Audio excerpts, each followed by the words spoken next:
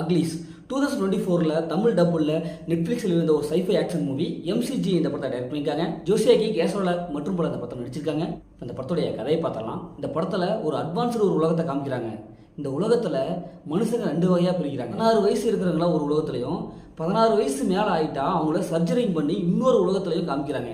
இப்போ 16 வயசுக்கு உட்பட்ட உலகத்தில் அவங்க என்னெல்லாம் பிரச்சனை ஏற்படுது, அவங்க எப்படி ஃபேஸ் பண்ணுறாங்க அப்படிங்கிறதையும், 16 வயசுக்கு மேலே போய் சர்ஜரிங் உலகத்தில் அவங்க என்னவெல்லாம் பிரச்சனையை ஃபேஸ் பண்ணுறாங்க, அவங்க எப்படி இருக்கிறாங்க அப்படிங்கிறதையும் காமிக்கிறாங்க.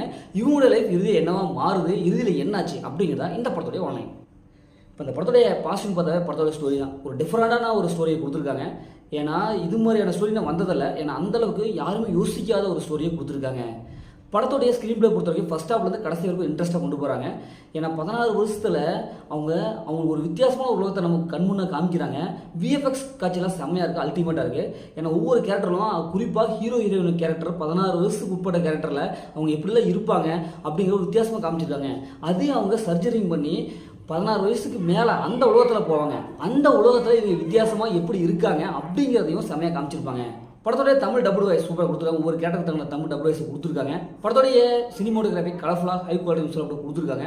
இப்போ குறிப்பாக இன்னும் சொல்ல போனால் செகண்ட் ஹாஃப்ல ட்விஸ்ட் எண்டிங் சூப்பராக மெயின்டைன் பண்ணியிருக்காங்க.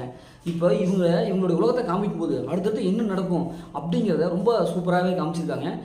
ரொம்ப இன்ட்ரெஸ்ட்டாக இருக்குது. ஒவ்வொரு சீன்ஸும் பார்த்தா நமக்கு போர் அடிக்கலை. அடுத்தது என்ன வேணாலும் நடக்க போகுதுப்பா அப்படிங்கிறது தான் இருக்குது. குறிப்பாக ஹீரோயின் அவங்களுடைய கேரக்டர் சூப்பராக எழுதியிருக்காங்க. அவங்கள ஃபாலோ பண்ணாவே இந்த படத்தை பார்த்து முடிச்சிடலாம். இந்த படத்துடைய மைனஸ்ன்னு பார்த்தாவே மைனஸ் பெருசாக எதுவுமே இல்லை. ஏன்னா படம் கொஞ்சம் ஸ்லோவாக போகிற மாதிரி இருக்குது. செகண்ட் ஹாஃப்லேயும் கொஞ்சம் ஸ்பீட் எடுத்துக்கலாம். ஏன்னா ஃபஸ்ட் ஹாஃப் கடைசி வரைக்கும் படம் ஸ்லோவாக தான் போகுது.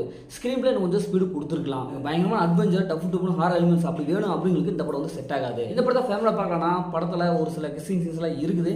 அதனால் ஃபேமிலியாக பார்க்கலாம் வேணாம்ங்கிறத ஸ்கிப் பண்ணிவிட்டு அதை நீங்கள் முடிவு பண்ணிக்கங்க. முதல் இந்த படம் இப்படி சூப்பராக சுமாராக இருக்கானா இந்த படம் ஒரு ஒன் டைம் வச்சுட்டு தான் நான் சொல்கிறேன். ஓகே, இதேமாதிரி அடுத்து ஒரு புதிய மூவி ரிவ்யூஸ் உங்கள் கவிபார்.